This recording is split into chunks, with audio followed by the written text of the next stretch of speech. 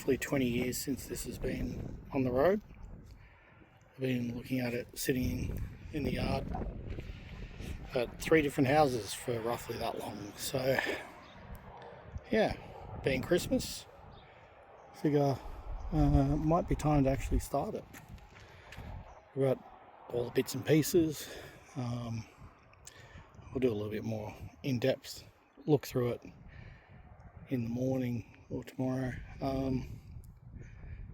But yeah, the only thing stopping it running as it is, other than all the parts I've removed, is it's got a spun big end bearing. So the 1.6 that's in it's going to have to come out. But on the upside, I've got a couple of 2 litres. One's relatively stock but had been rebuilt at some point, and one that's got, well, hot rodded for the 90s, but these days pretty mild build.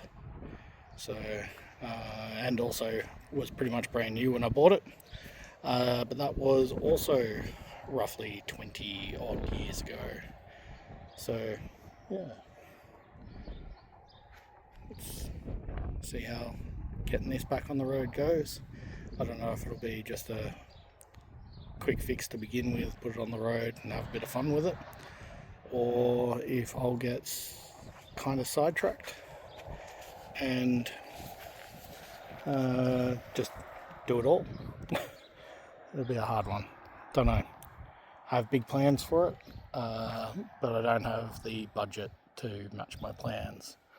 So it's very much a case of what we can afford, what we can get away with, and I just don't want to see it rot away.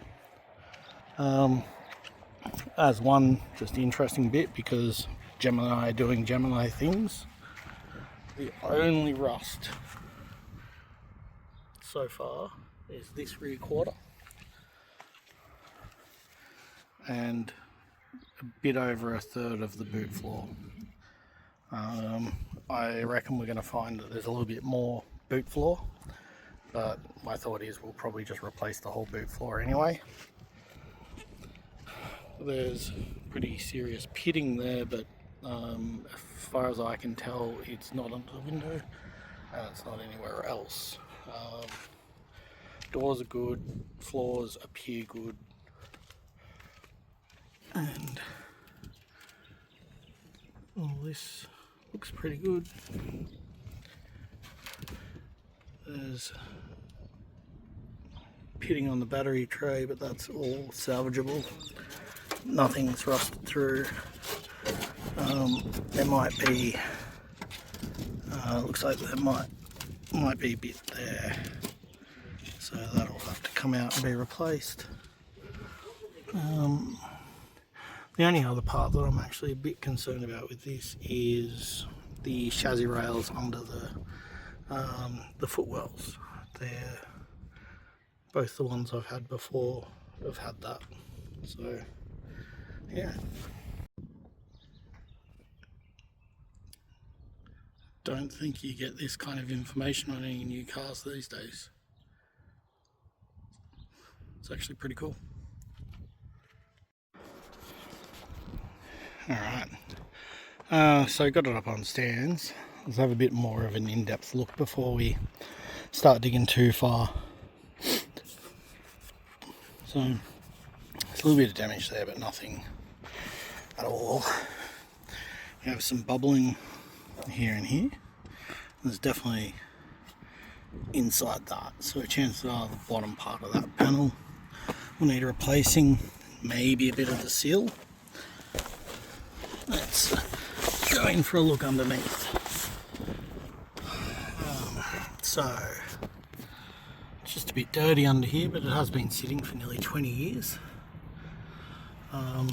The floor and everything is surprisingly clean.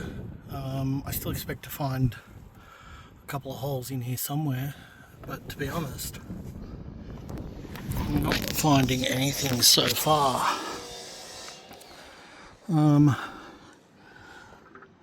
Now, even though they're 20 years old, almost every bush in this thing was replaced. before I got the car. And it was registered and on the road right before I got it. So, but everything's all looking pretty reasonable. There's definitely some leaks and everything in the rear end. Centre bearing is crapped itself, but realistically we'll probably drop the whole rear end out anyway, give it a clean, redo the bearings, redo the seals, and check it all out. One thing I did find while looking around is the entire reason the boot floor is so bad is because someone did such a crappy job of repairing it.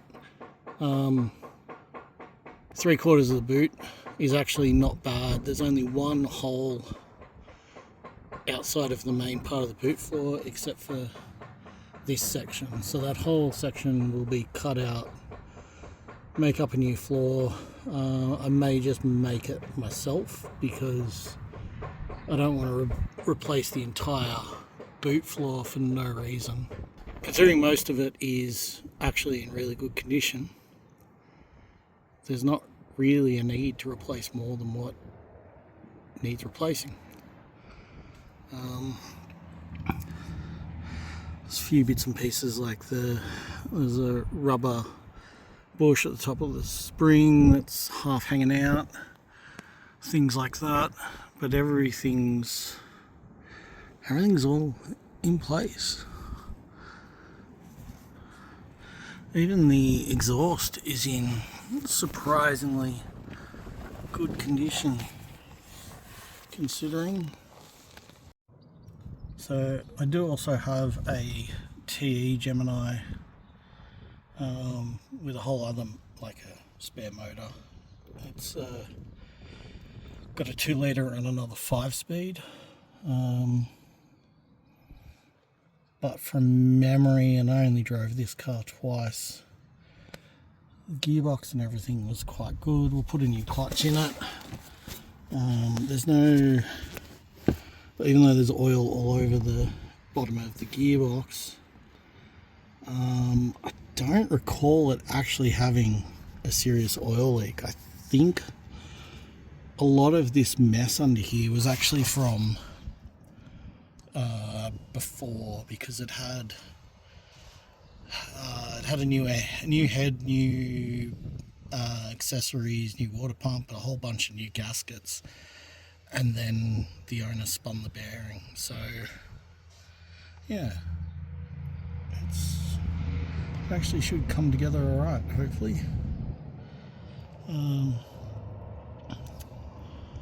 So yeah, bit of a look at the inside. So obviously door's off at the moment, or door trim, sorry. This dash did go in brand new, but like all Gemini dashes, she's cracked. So these are the gaskets, we've got all the badges and everything. The clock, I would say, has gone around at least once. So it's 48,716 Ks on this engine. I'd say she's got at least 100. So it is 5-speed manual. All the plastics and that are actually in surprisingly good condition. I do have spares of all this. The seats, very faded, but surprisingly not cracked. Still soft, not cracked, all good. Sunroof, previous owner did put in a new roof lining, but never quite got around to finishing it. Rear seats are done the same as the fronts, and yeah. It's another key spot that gets a lot of rust in these, and it looks pretty clear. There's nothing coming through here. This is all solid, but I got a bit lucky with this car. It comes with quite a few handy little spares, like a couple of brand new window winders.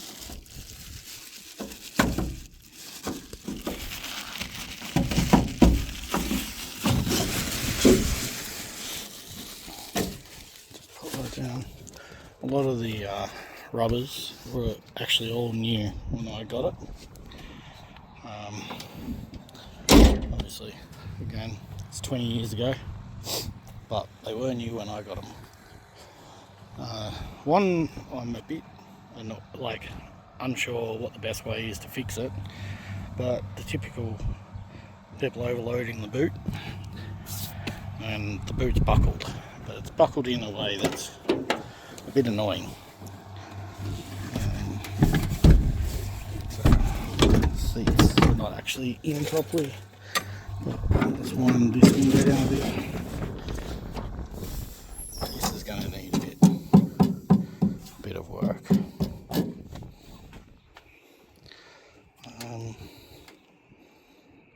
But anyway, we are probably going to do a custom door trim. I would like to actually put on this and all the way down to the bottom with one trim. The plan is to modernise it a little bit, add a few creature comforts, make it a little bit nicer. Just a solid cruiser. This front corner is going to be a bit of an unknown. There's quite a bit of bog from a previous accident. As you can see, they didn't do a real good job on the repair. So we're going to pull all this corner apart, guards off. I want to shorten the bumpers as well, but I'm hoping to find another set of bumpers before I shorten them up. So come around the back, have another look under here. So this is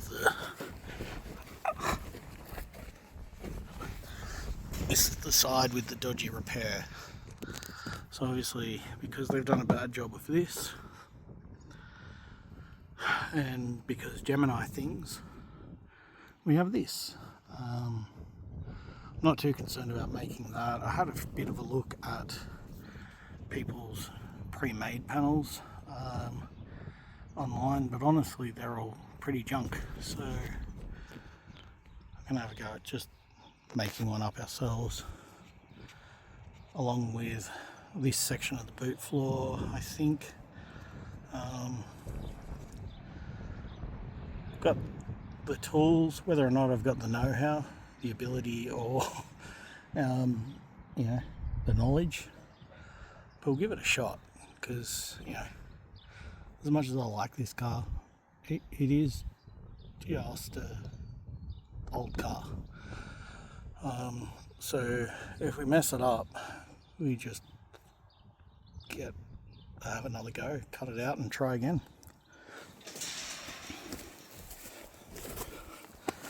The only other part I've found so far that's of actual concern is this. So we'll have a bit of a dig and a poke.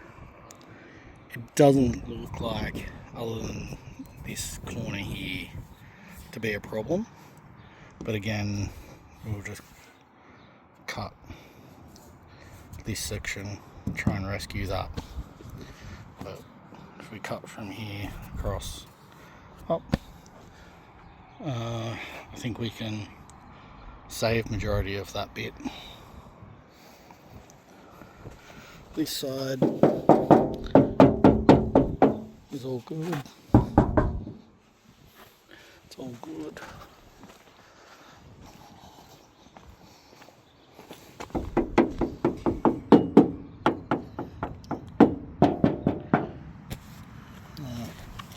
Yeah, possibly a little bit in there too.